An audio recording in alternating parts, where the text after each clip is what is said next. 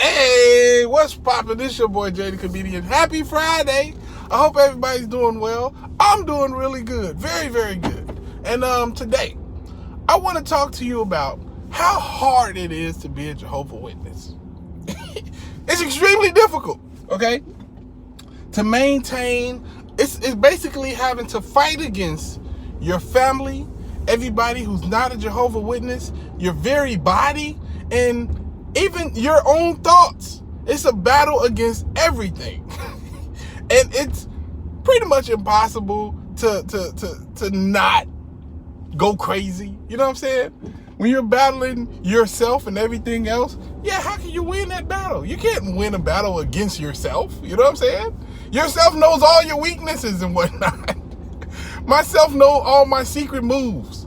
I'm like, take this, self, elbow strike. And myself will block it like, I know that move, bro. I'm you. You can't use your move against me, self. And that's the thing, right? The fact that it is so hard to be a Jehovah Witness, a lot of people use that as it validates the religion. They say, yes, look how hard it is to be a Jehovah Witness. That means that the religion is right. Because it's so hard and difficult to do. If it was easy, then nobody would be a Jehovah Witness because it wouldn't be right. You know it's right because of how difficult it is. You know what? That is wrong. That is absolutely wrong. Just because something is difficult doesn't mean that it's the right thing to do. I mean, I get it. Because let's say somebody's like, Jay, I give you $100 to come over and eat your favorite food and watch internet videos every day. I'd go over there and probably, first couple times, I'm like, you know what? This has to be illegal. This has to be illegal in some type of way. There's something wrong about this. This can't be right. There's no way that this is okay. That I'm coming over here, eating my favorite food, and watching internet, and getting paid for it. How can this be legal? This cannot be right. It's something wrong with it. I don't know. Because that's how things is. If things are too easy and you get some benefit from it, you will never take it serious. You're going to always have in the back of your head that there's something wrong with it. And the fact that being a Jehovah Witness is so difficult, people take that to mean that it's right. Now, you know what else is difficult? Being a crackhead, okay? I've never been one, but I see them, and it looks pretty difficult. Running around having to, lick on people so you can get extra money to get crack and a whole bunch of other stuff. I mean, like, it seems difficult, and the payoffs don't seem that great.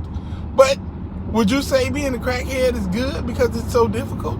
No, I wouldn't say that. I'd say it's pretty much something you should never do or never even look into because it's just not right. You know what I mean? And that's my point. Like, the difficultness of being a Jehovah Witness should not validate it, okay? Just because it's hard don't mean it's right. And just because something is right don't mean it should be easy. I get that. But just watch the argument for it, Because I've heard that so many times. I've heard so many people.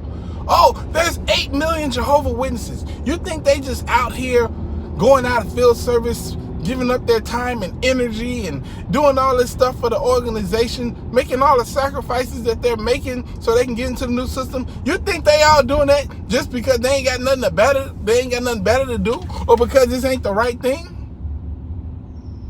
I mean, they may definitely have something better to do, but it definitely ain't the right thing. You have made all these sacrifices and stuff like that for no reason at all. And that is also one of the things that keep people inside of the religion. The fact that they've already made such sacrifices. Because this is how it works, right? If I were to say, okay, I'll give you $1,000 if you give me $20 for 2 weeks. My math is off. Let me refix that. Let me fix that. I'll give you $1,000 if you give me $20 every day for a week. That's only $100 you lose, okay? Well, if you count the weekends, it's $140. But just bear with me, okay? You give me $140, I'll give you $1,000. I just need something to hold me over until I get my big money, you know what I'm saying? And once you do this, right? When a day comes for me to give you your $1,000, if I were to just disappear, would you be like, oh, okay, whatever. I guess I was wrong. I guess I shouldn't have gave him that $140. No! You're going to be looking for me, calling me. Nah, brother, you're going to give me that $1,000, bro. I don't care what you're going to do, but you're going to give me that $1,000. Now, obviously, I lied to you. Obviously, I swindled you. Obviously, I was just trying to get something up at you, and I was never planning on giving you that $1,000. I don't even have it. And once you catch me, what you gonna do? You gonna beat me up? Yeah, you probably beat me up, but you're still not gonna get that $1,000. You're gonna try everything. You're probably try to sue me, take me to court, whatever. I'm just not gonna show up. The point is that you're going to hold on to that $1,000. You're not gonna let that go. A lot of people not. A lot of people gonna be like, yo, I gave you this money. You gonna give me what you promised me. I ain't playing no more. You know what I'm saying? And this is the thing with the Jehovah Witnesses, right? They've promised people stuff. And not only have they promised something, they keep moving the deadline of that promise too. Oh, it's 1914, 1925, 1975. Like, they keep moving the deadline. And people are like, well, as long as there's no deadline, I keep waiting. But in the meantime, between time, I don't want to mess up getting my $1,000. You know what I'm saying? I can't mess that up. Well, let me put it like this, brothers and sisters. You're going to be waiting for that $1,000 a mighty long time. My father, right? This is a story I might have told before, but I'll tell it again. When I was born, before I was born, my mother was pregnant with me. She was like 6, 7 months, something like that. But she was showing that she was starting to move a little slower. You know how it goes. And my father told me that it was during that time that it was some stuff going on in the world, and it was the crack era, you know what I'm saying? So it was a bunch of stuff going on that kind of made him look like, yo, this great tribulation is here. It's about to be here. It's about to go down.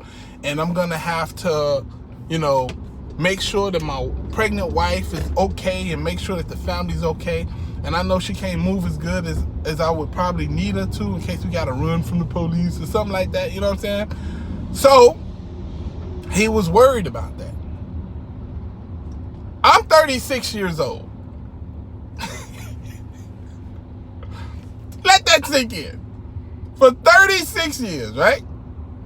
He said the same thing with my little sister. The same thing. When Mom, he was like, man, we was on the verge of the Great Tribulation. We have been on the verge of the Great Tribulation every day of my life. They told me I should not go to college because why would you go to college? The Great Tribulation is going to be any day now. What's the point? Well, I've been out of high school now for going on 20 years. You know what I'm saying? Like, yeah, I probably could have went to college for at least 4 of them, right? Could have got a little something, a little education. It would probably be a little helpful to hold me over until the Great Tribulation comes and gets here. But no, this should be another proof of their false prophecy. It should be. It's like, you keep saying, oh, it's about to come, it's almost here, and there's not enough time for me to go to college. I feel like every time that enough time goes by that somebody could have been in college, but instead they didn't go, that's pretty much another thing you could add on as the false prophecies that the Jehovah Witnesses are guilty of. It's yet another thing you can add on. Because, that should be how it works. Somebody says something and it turns out not to be true, then yes, that means that person lied to you. And that is how it should work. You tell me I don't have enough time to go to college? Fine. Okay. So that means that's 4 years of college I would have went to. That means that whatever you're telling me is going to happen within the next 4 years. Well, that 4 years have happened several times for me. 4 years, several times over.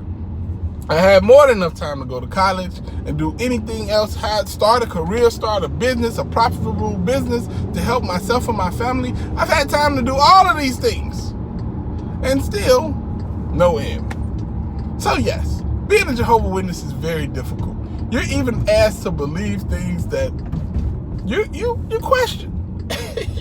Like, you should definitely question that. If you were told that you don't have enough time to go to college, there's not enough time left in this system to go to college. And now you're sitting there, you're looking at the clock, and you're like, yo, I could have been to college several times by now. Several times over. I could have my master's degree in doctorate, or whatever it is, of being a doctor. It's probably not called doctorate. I told you I didn't go to college. Leave me alone. Anyway, it's your boy Jay the Comedian. I hope y'all enjoy y'all Friday the same way I am. Holla at your guala. Deuces.